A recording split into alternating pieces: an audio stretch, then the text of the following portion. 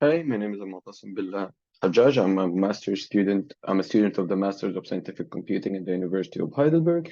This is my presentation about the reconstruction, the 3D reconstruction of the Mihrab of Badruddin al-Aini. In the photo, you can see the Mihrab of the 15th century madrasa of Badruddin al-Aini in the medieval city of Cairo. It used to be an exceptional piece of Islamic art and architecture.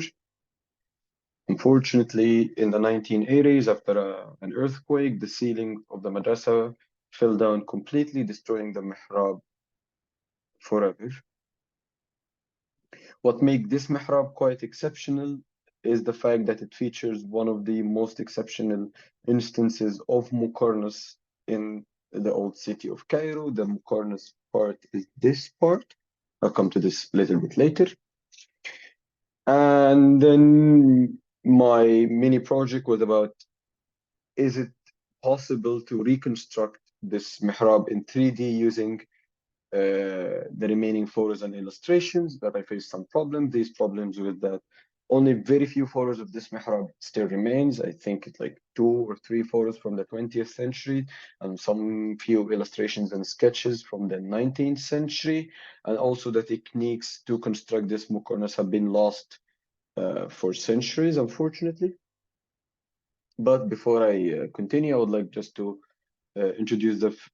explain the few terms that I mentioned earlier that not all the people might be familiar with. So the first term is madrasa. Madrasa can be roughly translated into a school, and it's pretty much an institution of learning where sciences are taught. For example, in the photo here is the Madrasa of Sultan Qalawun in Cairo from the 13th century, where different sciences were used to be taught, religious sciences, physics, medicine, and etc. Also, the word mihrab.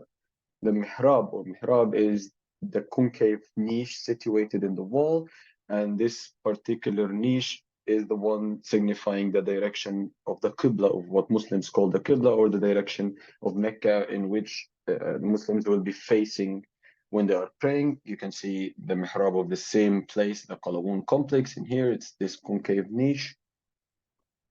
And what is a muqarnas as well? So muqarnas in Arabic, it's pronounced Muqarnas, and in Persian, it's pronounced Muqarnas.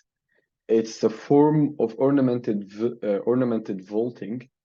This kind of ornamented vaulting is usually it's usually compared to like beehives and honeycomb cells because it's quite similar to it, as you can see in the photo on the right.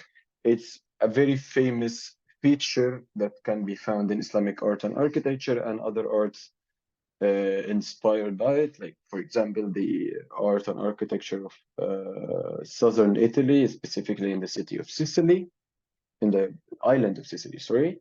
It was pretty much first used in the 9th, 10th century, most probably in the city of Baghdad in modern day Iraq. We don't have a lot of examples surviving from that time, but most art historians would argue that it was first used in Baghdad around that time. And yep, that's it. And for the related works to my small project in here, so I used 2 primary sources, both of them from the 15th and 16th. Both of them are from the late 15th century, early 16th century. The first one is what is known today as the Topkapi scroll, and it's like architectural drawings scroll kept today in the Topkapi Palace in Istanbul. That's where it gets its name. It's originally from Timurid, Central Asia, which is in the 15th century. In this manuscript, you can still find some of the drawings, architectural drawings of what we call Islamic geometry, and also you can find some 2D projection of some of the muqarnases that were built at that time. For example, you can see here all of these are a 2D projection of some of these muqarnases. The other reference is the famous book called Miftah al-Hisab, or A Key to Arithmetic, by Al-Kashi. Al-Kashi is a famous mathematician who lived around the same time in the 15th century in Samarkand, which is in modern day Uzbekistan. Al-Kashi is actually a very famous mathematician that was, I guess he was the first one to ever introduce the law of cosines that we use, very famous and be used today in trigonometry. Al-Kashi was a mathematician that was really interested in most of the phenomena around him, including art and architecture. And in his book, he tried to give an explanation of how the Muqarnas could be built, but from a mathematical point of view and not an artistic point of view. And he emphasized on two very important points. The first point, that we have a base unit, or what he called Muqyas, which can be translated as a base measurement, but I will refer to it as a base unit. And this base unit looks like this, as you can see on the right. It's this like mini arch in here, and he even gave detailed explanation of how to of its proportions and how to draw it. He also emphasized that in the 2D projection of the Muqarnas, some of the most of the patterns that can be recognized or can be seen can be classified into several shapes. Sorry, finite shapes. These finite shapes can be something like al-murabba, as he described it here, or square. Al-muayyan can be translated into a rhombus, and al-lawza, which can be translated into an almond shape because it looks like an almond. And to these finite shapes, you can use the base unit or the Muqyas in here to reconstruct the 3D the Muqarnas in 3D from its 2D projection. For my methodology, or the methodology that I used, first I try to get all the photos and drawings that I can get and try to extract the information, details, measurements if possible from it. Then trying to find and analyze the base unit of the Muqarnas of the mihrab in here, based of the information and details extracted from these drawings and images, and then finally constructing the different tiers of the Muqarnas, taking it from the 2D projection to the 3D in its different levels. For the photos and illustration, I'll just give a brief mention of the photos and illustration used.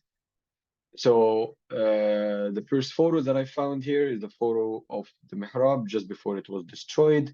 I'm assuming it's in 1970 by a famous Egyptian art historian. Her name is Layla Ibrahim. And then the sketches and the illustrations, sorry, and then the illustrations and sketches of Bourgeois. He is a French Orientalist that documented the mihrab in the 19th century. Luckily, in the sketches of Bourgeois, you can still find some of the measurements, details, and even the 2D projection. So for example, here you have the elevation on the right, the 2D projection of the Muqarnas details with actual, with the measurements. Also, you can see some measurements and some details here. So for example, here, this part is 13.5 centimeters, and this part is 22.5 centimeters. So this, sorry. So these measurements really help me to get the exact details and the exact size of the original shapes, along with the 2D projection.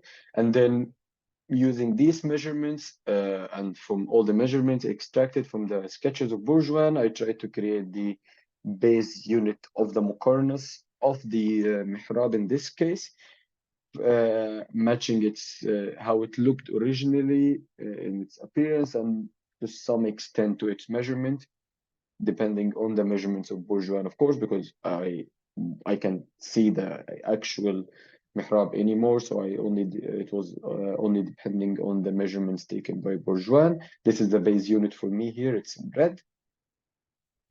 And it was quite similar in measurements and proportions to the base unit or the Muqyas described by Al-Kashi. I would say that the only difference that this one's quite polygonal or like linear, while the other one was featured a little bit of curvature in here. So the one in Al-Kashi is more similar to an actual pointed arch that you can find in architecture today, while this one is more linear. Then using the 2D projection, also found in the Bourgeois sketches, I created a directed graph. This is just a simple version of the directed graph. And in this directed graph, And this directed graph on some in some specific edges, the base unit was added. So on each edges that is marked with a blue arrow in here, for example, this one, that one, this one, or this, a base unit was added, and the direction of the arrow would just tell you where to start the base unit and where to end. So for example, if I will go to this one in the middle in here, the arrow is towards me, that meaning that the base unit will go up and then be built towards me, not the other way around, and so on and so forth.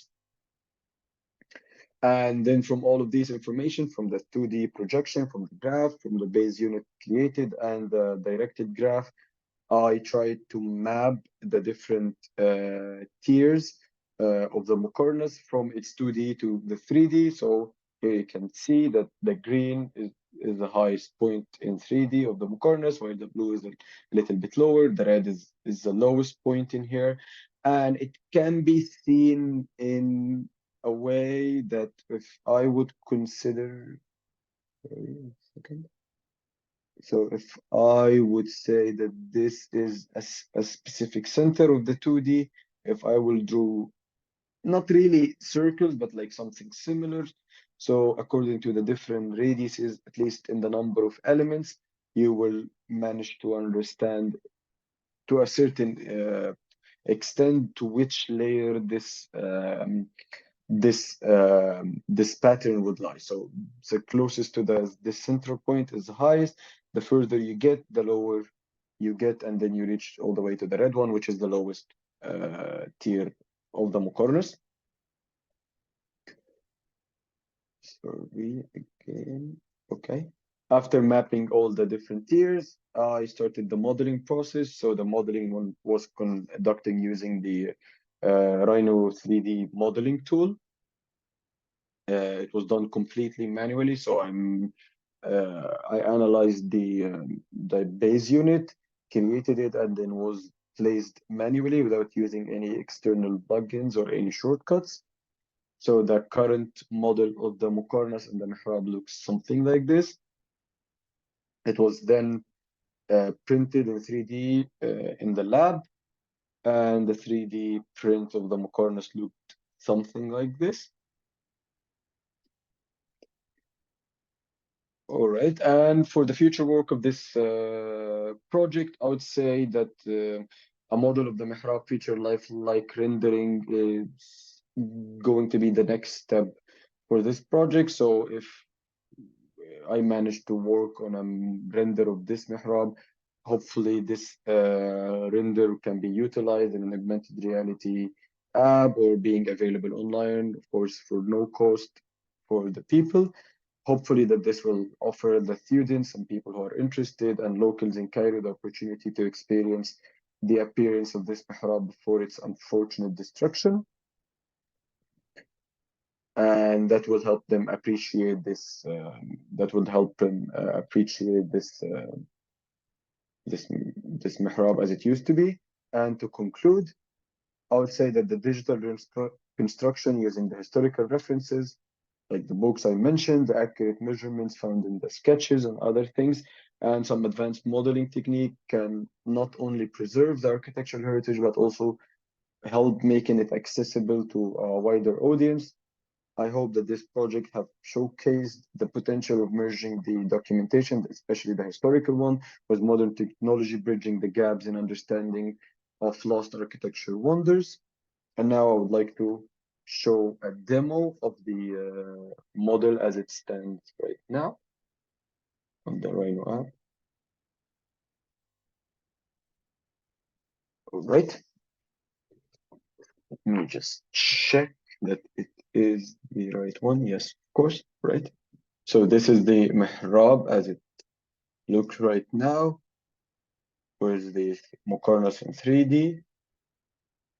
This is how it looks if we try to move. So if I would do it like this, I think you would manage to see more or less that how the 2D projection would have looked like from the 3D.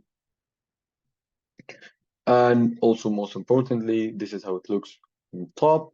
if I will change the viewing from rendered to use technical, you would see the different lines used in the 2D projection and how it was used to create the 3D